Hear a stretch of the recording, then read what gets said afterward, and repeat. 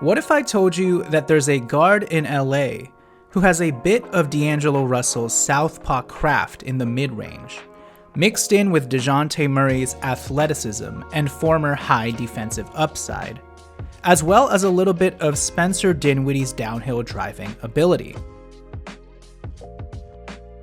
Well, say hello to the other Kobe in town, Kobe Bufkin. Fresh off of a 10-day call-up with the Memphis Grizzlies, Kobe Bufkin, the former number 15th pick of the Atlanta Hawks in 2023, is now back with the Southbay Lakers and is ready to make his mark.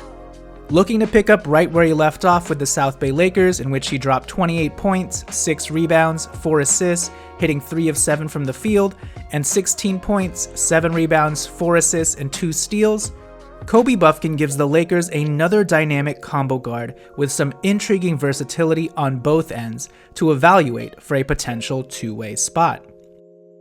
A crafty navigator in the pick and roll with some nice twitch, an above-average shot creator with some shake who loves to pull up on a dime and knock down tough mid-range jump shots, a solid playmaker with good zip and velocity to his passes, a dynamic downhill driver who can finish creatively and contort his body at the rim, a guard with promising defensive upside, someone with high defensive IQ, good positional mobility, and good physical tools. Kobe Bufkin on the surface has practically all that you want in a promising young combo guard. So in this video, let's take a closer look at Kobe Bufkin's game and how he differs from the Lakers' other two-way guards in Chris Mannion and Nick Smith Jr., and ask the question, should the Lakers add a third guard to their two-way rotation? So like this video, comment down below, and please hit subscribe, and let's get into the Kobe you never knew. Deloading? More like Kobe buffering. Nay, Kobe Bufkin-ering. Alright, let's get into it. Let's be clear, there is only one Kobe, RIP the Black Mamba, but for all intents and purposes, Kobe is back. Kobe Bufkin, that is. And for a second there, it seemed like the Memphis Grizzlies were about to swipe another one of the Lakers' promising young Southbay Lakers prospects like Jay Huff and Scottie Pippen Jr. before him, but alas, Kobe Bufkin is back with the Southbay Lakers. Jonathan Hernandez of the Lakers Legacy Podcast here, and today we will break down Kobe Bufkin's player profile. But before we get started, if I could please ask you guys to like this video, comment down below, mash that hype button, and most importantly, please hit subscribe. I would greatly appreciate it. And if you would like to help me out in any small way financially, please check out the links in the description box below. Patreon, Venmo, buy me a coffee, becoming a member to the channel, anything helps. All right, with that said, let's get into Kobe Bufkin's player profile. As I mentioned at the top, he's back with the Southbay Lakers. They reclaimed him after his 10-day with the Memphis Grizzlies.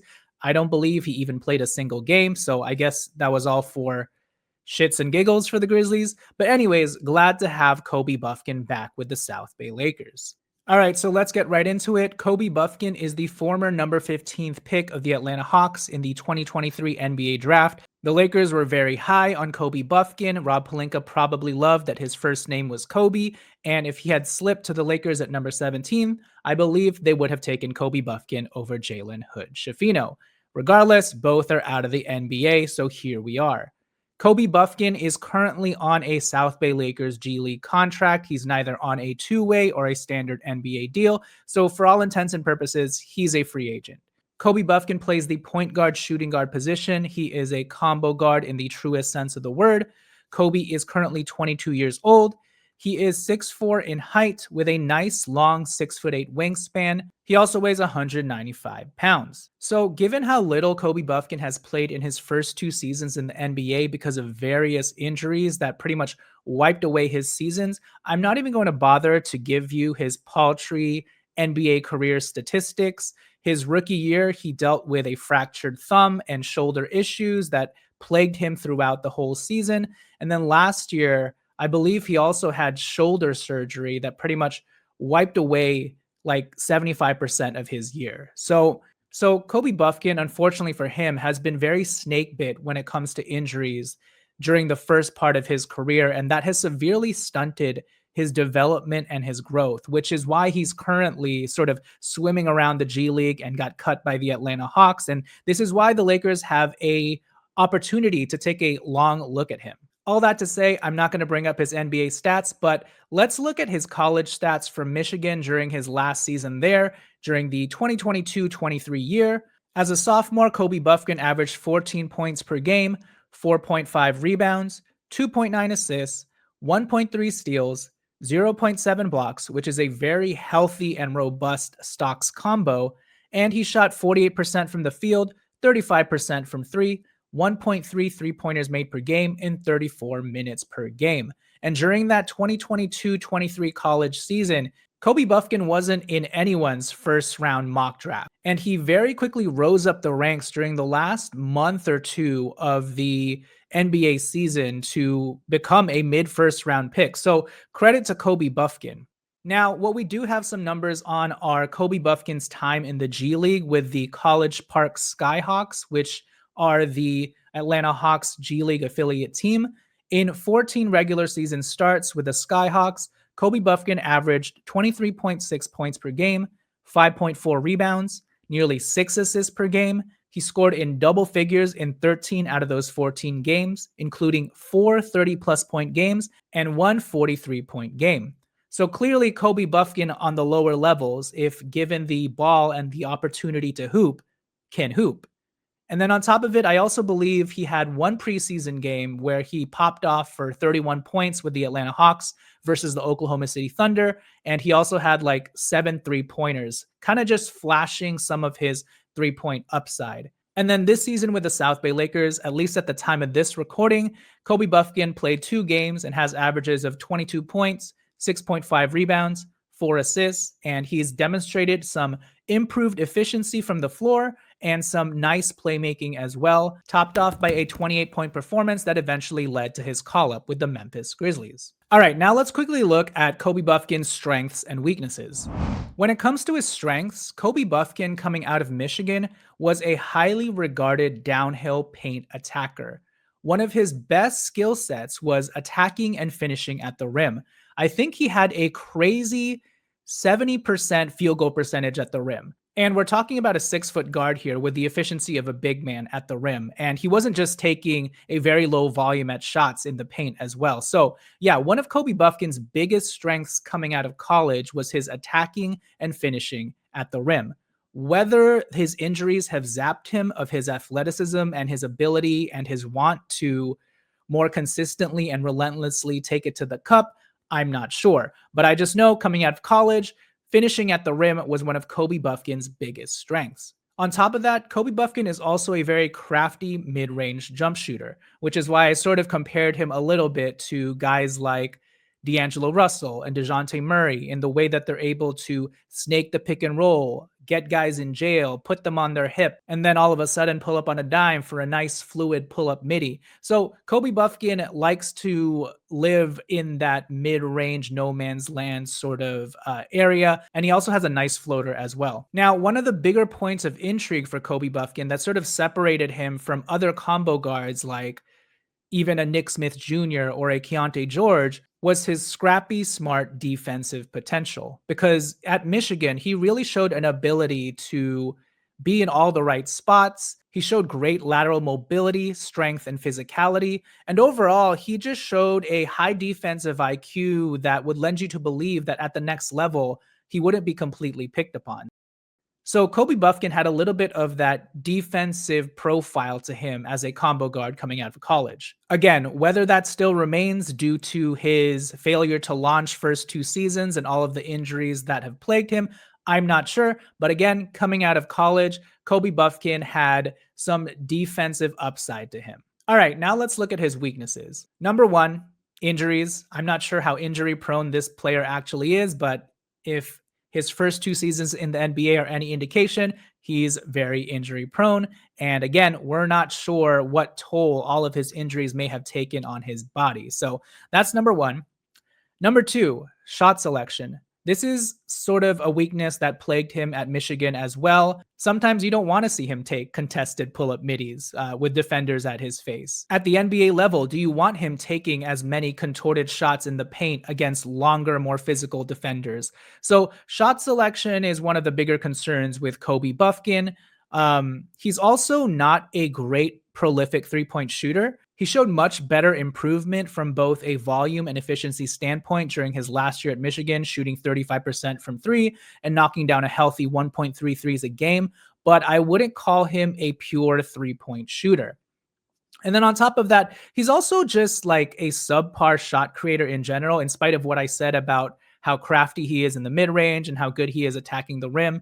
Because of his shot selection and because he was kind of just coming into his own that last year in Michigan, he's not the most explosive player. He's not the fastest player. He's not the craftiest player. He can do a little bit of everything pretty well at all three levels, but you wouldn't call him a three-level scorer because he was just sort of scratching the surface of all three of those levels, outside of maybe the attacking and finishing at the rim, which he was very elite at. All right, so those are Kobe Bufkin's strengths and weaknesses.